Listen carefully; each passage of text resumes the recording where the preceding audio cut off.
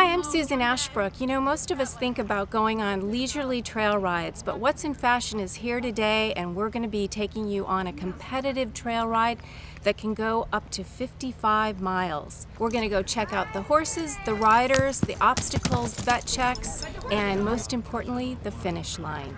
Because if it's about horses, we cover it. 20 minutes outside of Santa Barbara in the backcountry of Santa Ynez Valley, riders have gathered from all over to compete in the Sage Hill competitive trail ride at Live Oak Camp. Before the competition begins, all horses must pass a thorough vet examination. The metabolic parameters on each horse will be stored in a database and used as reference throughout the competition. I'd say 95% of the horses out here just stand there, you know, and actually kind of enjoy the attention. These pulse and respiration, P&Rs as they are referred to, will be held at intervals throughout the ride. If the statistics are inconsistent and reveal a health concern, the horse will be retired from the competition. In the pre-dawn hours, riders gear up for a competition where they will be judged by the manner in which they handle their horse while negotiating challenging conditions, including obstacles like steep ascents, water crossings, and an occasional hog. Ashley Dillard and her husband Joe have a strategy for today's ride.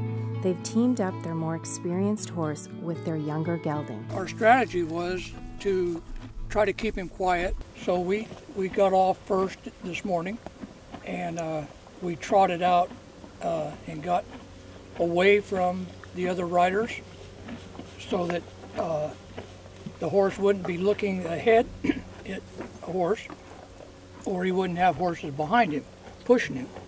So once you get into a little space there where our horses can't see anybody behind them or ahead of them, then you can pay attention to your timing and how much walking you do, how much trotting you do. And it didn't quite work this morning. We got balled up with some other riders, but after the first half mile, we were able to separate, and now we've maintained that separation. And so that's the strategy.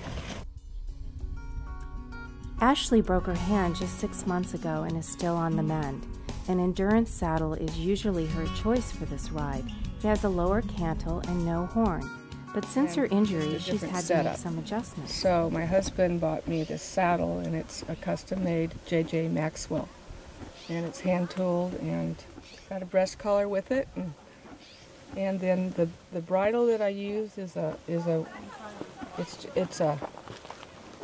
got kind of a snaffle with what they call a bone, and then the shanks, and that's sort of a teardrop.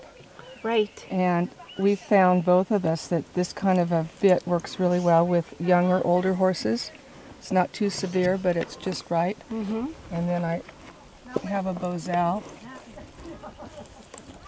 that goes with it, so that when I get off,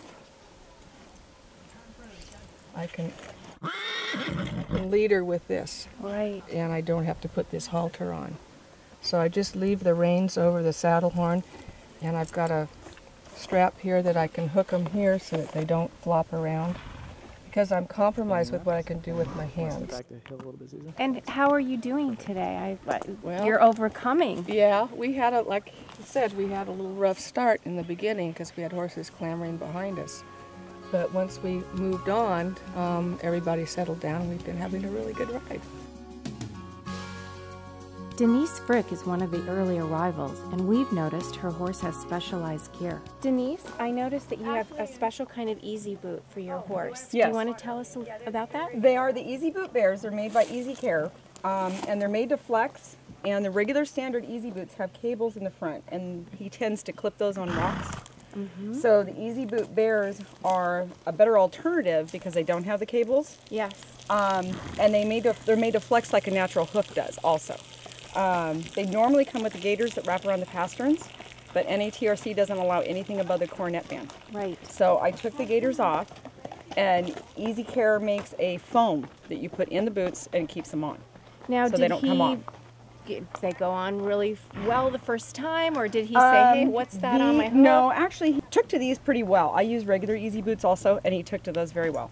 But they are a little harder to apply than the standard easy boot is.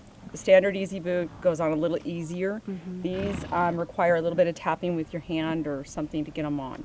While he can ride out here without any kind of protection, I won't compete in it, because if I'm going at a faster pace and I need to make up time, I know that I'm going to be trotting over rock or gravel, and I want to protect his feet. And that's the way to do it, rather than putting shoes on. Super. Thanks so much. No problem.